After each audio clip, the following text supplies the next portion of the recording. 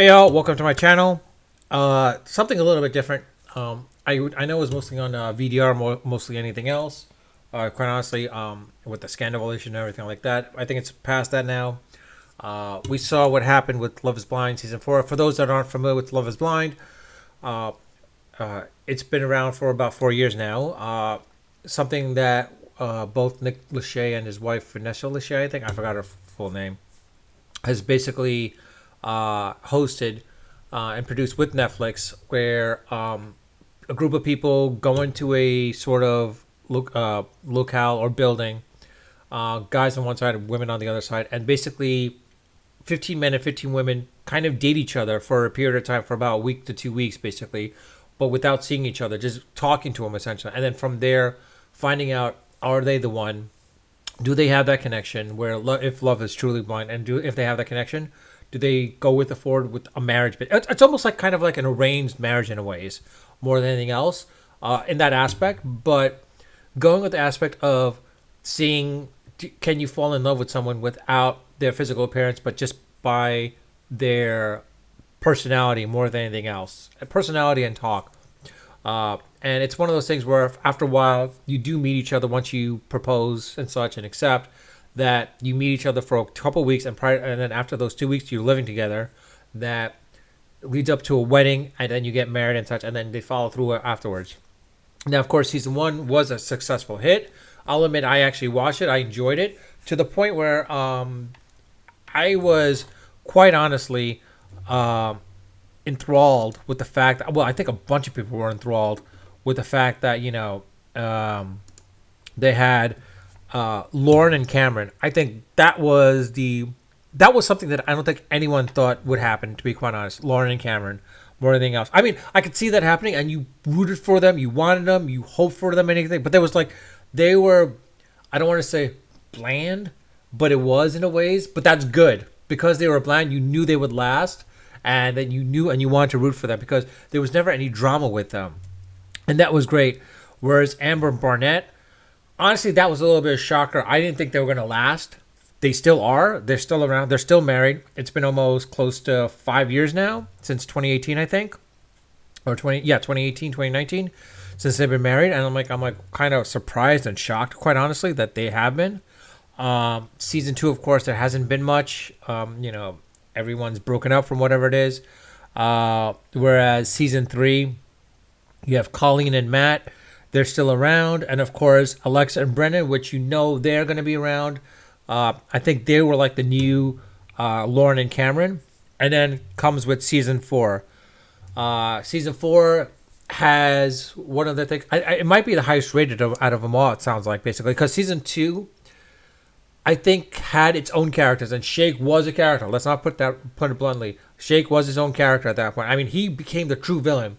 And he did have that aspect of being a sort of douchebag or D-bag type of person, with his attitude and such. But you know what? That's him, and that's him being real. So be it. In this season, basically, you had a few nuances here that were really interesting. You had like thing with Chelsea and Kwame, where there was multiple love triangles going on left and right in this round. You had Tiffany and Brett, which there wasn't a triangle. At least that one you knew. I'm pretty sure that they were gonna essentially say yes at the altar. There wasn't as much drama as you would expected, but you figured they were gonna be like the new Lauren and Cameron, where they were gonna say yes, and they're probably gonna last for a much longer time unless something arises out of the blue. Zach is different, where Zach had a weird a weird selection where he was between two women. He had one basically that went all out for him, essentially. Went out, knew his birthday, baked him some cupcakes, like pretty much was all over him practically, throwing herself all over him. And then there was another one, which was a Russian, who kind of forgot his birthday, didn't really think of him as much, thought of him as blasé. And you could tell that basically, now granted, I'll tell you this, before I say anything, I have not watched the entirety of the reunion show. I'm going to watch it later on, but I did watch all the season. And with Irina, it felt like she was on there specifically just to be on the show and get the fame, the 15 minutes of fame. Because, put it bluntly, with the season 2 cast, they are a little bit more famous now. Specifically, Dipti is like pretty famous because like with Shake, she's getting all these like what's that called, endorsements and such. And then you have quite a number of them basically. Let's put it bluntly. There's quite a number of them. Everyone in Love Is Blind has gotten some form or another, some aspects of getting a lot of endorsements and popularity on the social media aspect more than anything else. I mean, quite honestly, let's not forget, like with Shake, he didn't have much. I think he has a little bit more now on his Instagram. But outside of that, let's just. Honestly, I don't know what to say. To be quite honest, it's something that I'm trying to look at for the cast members at this point. Quite honestly, online. Let's see. You had like again, you had Dipti, Dipti and what's his face, Shake didn't work out. Of course, you had Shayna, who's going for Kyle, and Shayna was really not into Kyle, quite honestly. Kyle was like into Dipti, but he was more into Shayna more than Dipti herself. And then, of course, you had Shake going for Dipti. And then you had Shane, who was trying to go with Shayna. And Shayna was infatuated with Shane, but Shane ended up going with Natalie. And, of course, they ended up not marrying at that point as well, too. Almost none of them married at the end of it, basically. Even Mallory and Sal, it didn't work out, sadly. Jared and Ilyana, they did say I do, but in the long term, it didn't work out for them, unfortunately. That's sad. Danny and Nick, I thought that was one where you knew there was going to be some issues. There was always some issues. Honestly, I thought Nick was kind of gay at one point, but that's more of how he personified himself a little bit. But honestly, I thought maybe it could last, but turns out it didn't last, of course. And then, but chances are they're gaining some, momentum and like, popularity and like with social media influences and such, basically. To the point where like even what's her name, Natalie and Dipti, I think have their own little sort of podcast or on podcasts and such. Anyways, but in any case, and then of course Kyle, I don't know where he's at because like Kyle's supposed to be dating Dipti, but it looks like they're not dating anymore. So I don't know what it is, what's going on there. But in any case, with it, season 4 basically is in season 4 itself, basically, as I mentioned, you had Chelsea and Kwame. You weren't sure if it was going to go through because it was down to Kwame, basically. Chelsea basically was infatuated with Kwame. Kwame seemed more into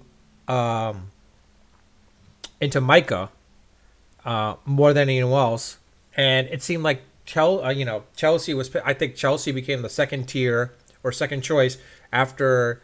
Even though they say in the reunion or something like that Kwame was like Kwame and Micah were about to like split. Honestly, it doesn't sound like that unless it's like true editing. But based on what the fact that Kwame was still talking to her at the bar and said some statements of like, "Well, did you think you made the right choices?" Essentially, with with Paul. She said, "Yeah." Well, she wasn't sure, and he wasn't sure about about Chelsea as well too. To be quite honest. Now going back to Zach, of course, Zach going with Irina. Zach chose Irina.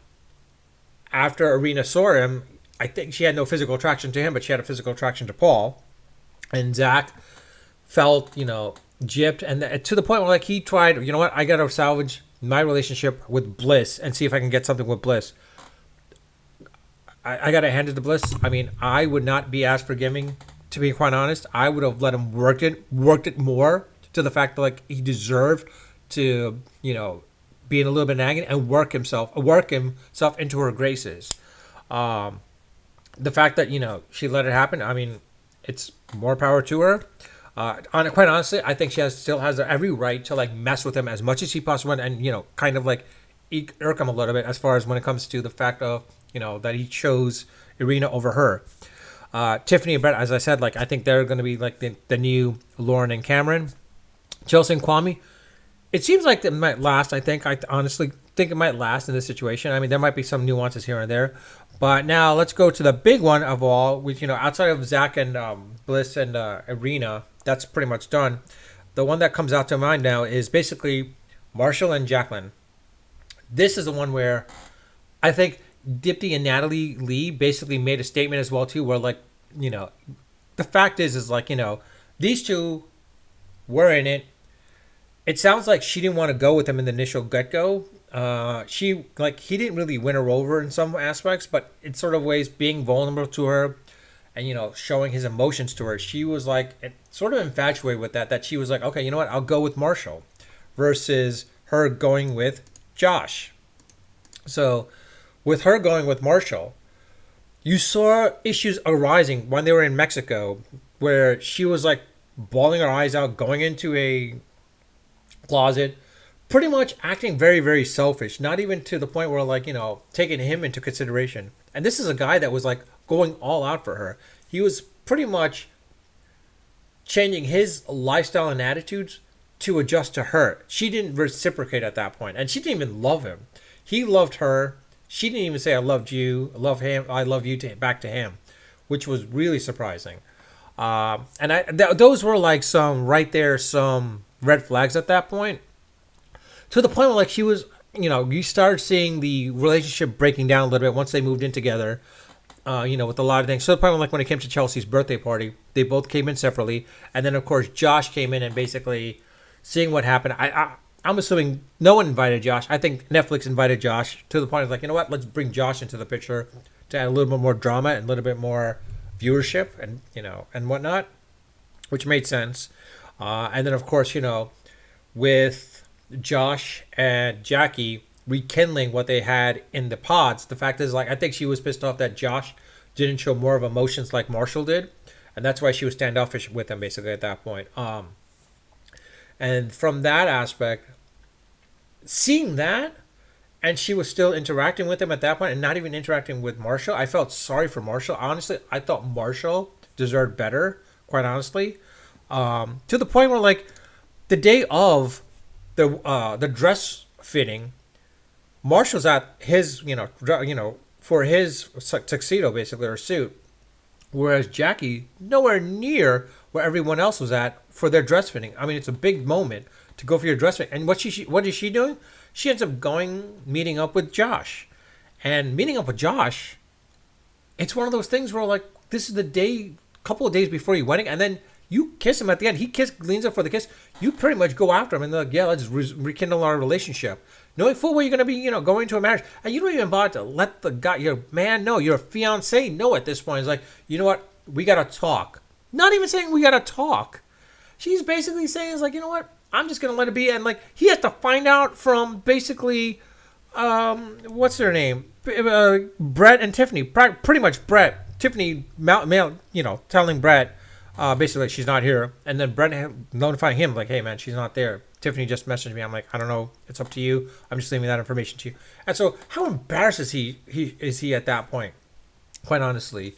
So honestly, she doesn't deserve any sympathy from us at all. Quite honestly, everyone's like, like I said, I think Dipti and Natalie were like, well, like it is something of the narrative that could have been, edited by Netflix. There's a lot of things that goes on with it and such, and you're like rushed into certain things. If that's the case, then why did you even bother to go into this project? All these people that went into this project, the only reason why they went into this project first and foremost was to get fame. Their 15 minutes of fame. Let's put it bluntly. That's all it really came down to. They didn't look to come to get married. If they were looking to get married, they would have found it outside of it, basically, without going through this. But they chose this as a norm to, find that marriage. Now, granted, I'll admit, Lauren and Cameron, I think season 1 was a great experiment. But after that popularity rose a little bit with season 2 and season 3, I think everyone's going to be using this to gain that fame aspect now, like just like what Real World did to a bunch of people. The first 3 seasons, people started realizing the popularity of Real World, and Real World's like, we got to get on. I think people are going to like start finding themselves in for Love Is Blind now, to be quite honest. And they're going to be more character, a little bit more drama and like acting out more, a little bit more, whatever it may be. But in this case, like I said, with her, Jackie and Josh, now I'm not saying taking anything away from Josh. You know what, Josh, this is a bro that basically his bro is marrying this girl and he's still infatuated with this girl. I mean, honestly, he took his shot, he landed his shot, and it went in. They might end up being married and, living a happy married life. All for it. But she cannot come back to us and say, like, oh, I deserve something. No, you don't. You did not even bother to let Marshall know at all. honestly, it would have happened to the point where, like, chances are they probably wouldn't. If Marsha was not made aware through Brett, chances are they would have been at the altar, and she would have said no, and he would have been more embarrassed at that point as well too. Josh, at the same time, I hate to say this, but Josh, you did Marsha wrong as well at the same time too. It was like you could have at least let him know. It's like, hey man, I met up with your girl. Sorry, but I had to shoot my shot, my last shot. It's happening. I'm sorry, but this is it. I didn't mean to hurt you, bro, but it is what it is. I mean, it's my shot.